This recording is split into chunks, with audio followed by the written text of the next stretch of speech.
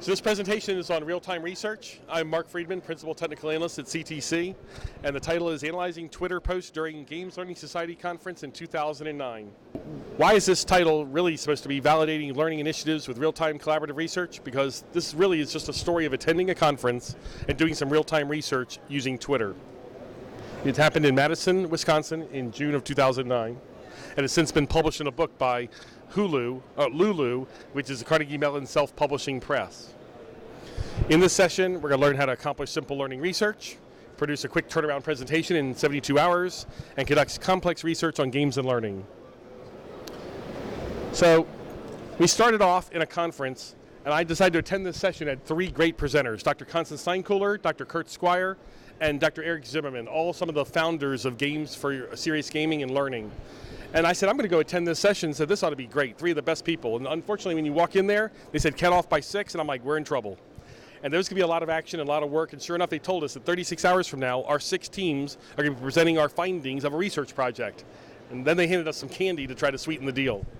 But what we ended up picking on the cards were behaviorism, social networks, and statistics. And when I saw those 3 cards, being an MBA and not a PhD with an Addy degree or a ISD or even a human factors PhD with cognitive analysis, I saw Excel and something I could do late at night. Because I didn't want to miss the conference, and I wanted to do statistical analysis, and when I saw social networks, of course, I thought of Twitter. And in 2009, it was a lot less popular than it is today. Behaviorism, we weren't sure what behavior we wanted to model, but we figured that would come out about 11 or 12 o'clock at night as well. So those are what the cards look like. They give you a little theory and a topic and a methods, and you have to produce your entire project in 72 hours with people you don't know. There were 5 PhDs on the team with me, so I was well surrounded. That was nice. And 2 of us actually wrote the paper together. It's Pazit Levitan, who's a PhD up at NYU University in New York City.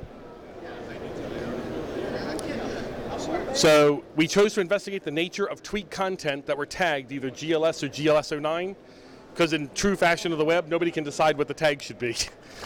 At ITSEC right now, it's probably ITSEC 11, ITSEC 2011. There's probably lots of different tags, and you've got to track them separately and then aggregate them yourself.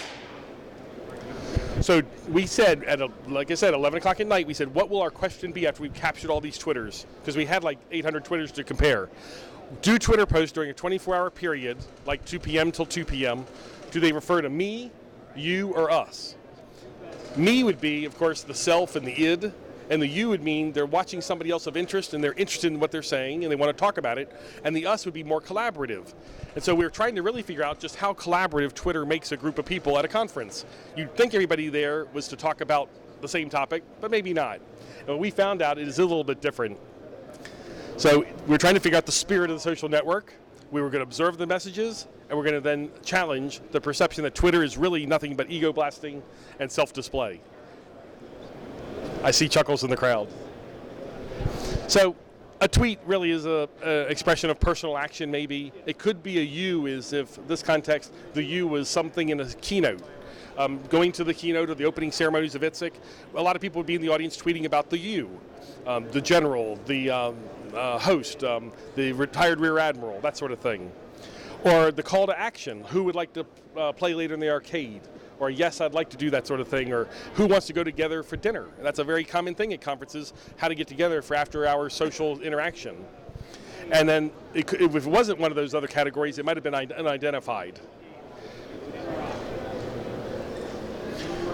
So of the 235 tweets we analyzed in that first day, 43 were the me, about the writer, 116 about the you, and 69 us, and there's only 7 that we could not analyze. So it actually was a pretty good breakdown to get to our 100%. And graphically, of course, Excel is very good at midnight, and this actually put us in the top performers of the teams. Of the 6 teams, we're the only people who had a graphical representation and would go up there and make a presentation in front of the 500 people at the conference. The full statistics were with GLS over the entire period of the conference was over 550 with GLS, 540 GLS09, and we talked about when the time differences were. So IRC I captured 631 over that time period. In the morning, we found more tweets were about themselves. And we thought it was very interesting. It's about them getting ready to go to the conference. Running late, missed the bus, got to find Kinko's, trying to attend the session at 10 a.m. It's all about themselves. And that's very interesting. The you tweets were more prominent during the sessions because they were there to learn. It's pretty normal, even at ITSEC or be at a Games Learning Society with the word learning in there, and you're at Madison University, University of Wisconsin-Madison. You're there to learn. You're there to interact with people and to learn from people you don't get to see at your normal job. And then later in the night, it becomes much more us. The second half of the day had a larger proportion of us than in the first part. And we think that has to do with the collaborative nature of the end of the day. After you've taken care of yourself and you've learned what you could and your brain is full of that, now you're ready to share it. And you're ready to hear what other people saw that you didn't see. I went to booth 300, but you went to booth 2700.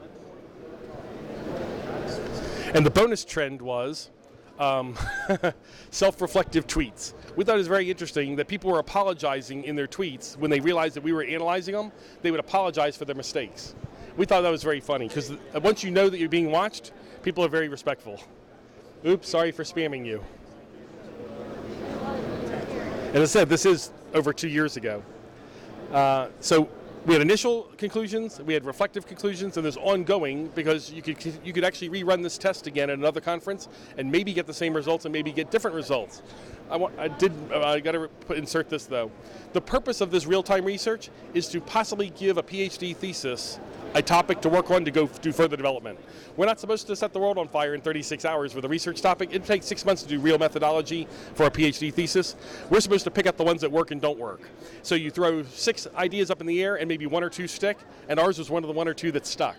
And so there are people out in Madison, I think, have been working on their PhD thesis on this topic since that time, because plenty of PhDs in 1970s, 1980s didn't have the internet to test like this, social media, and they would go down an avenue for 6 months and fail and have to reset themselves and do another PhD topic. So this was really the first sight of filter. So the initial conclusions were that the You, Me, Us research is nothing but a drop in the sea of possible investigations of social networks. Well, that's very true after what we just did in the paper this year, Sean. Observing people's communications trends and analyzing comparative statistics, it's become an integral communications channel for professionals at conferences in general. It's also real-time communication as it was originally designed. Even text messaging wasn't nearly as popular in 2009 as it is today. As I recall, Verizon didn't even have an unlimited plan back then. The most they had was $250 a month. Now we have kids with 10,000 a month.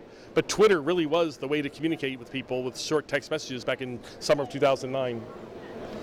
We also realized that it enhances the depth of discussion in a conference, because instead of just listening to what the author says or presenter says, having a tweet by somebody else might spur you to think of a different angle, a different way to look at that same factoid. It's also liberating, and it democratizes the information process. You don't have to just believe what the person on the sage on the stage says. You don't have to believe me exactly. You can have your own opinion. You might disagree and you might tweet about it, and I might find that later. It reshapes the entire presenter-presentee power hierarchy.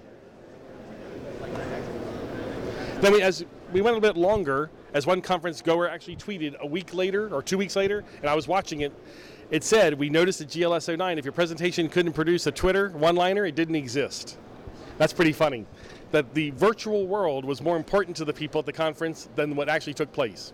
So if your presentation at the conference couldn't generate some buzz electronically, you might as well not have even presented. You work pretty hard to present, and yet the electronic buzz is what people actually judge you by. I think that was very interesting. And I gave Mr. Stubbs credit for what he wrote. He sent me a copy of it when I caught it. The ongoing is, and over the last 2 years we've reflected upon this as we wrote the chapter for the book, it's how might this social network-driven approach to event attendance affect professional conferences? Are you going to have to attend in person, or are there going to be more online conferences? I know since that time there's been at least 3 massively online courses, MOOCs. There'd only been one prior to that point. There'd been, help me out on the CCK08. CCK08 was the only one prior to June of 2009 when this project took place. There's been at least 3 more since. If I'm correct, there's been over 2,000 or 3,000 people participating in each of those, maybe upwards of 3,000 or 4,000.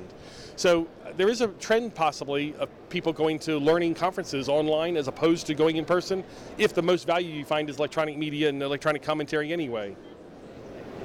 This is a very interesting quote by Stephen Johnson in a magazine that same month as this took place, is literally injecting Twitter into a conversation fundamentally changes the rules of engagement. You just don't have to go there and listen to the sage on the stage and take what they say and write in your trip report. You actually get some other people to give you some other exchanges, and your other private exchanges might be more valuable than the formal ones. We won an award. They have to make up these titles, though. Most surprising finding. People weren't sure, so they don't have like Best in Show and Gold Award, but our RTS, our real-time research, GLS5, and our team was actually considered pure awesome. And this was presented in front of, like I said, 500 people at University of Wisconsin-Madison, because they were shocked how well the results were concrete enough to tell a PhD student they ought to do more research.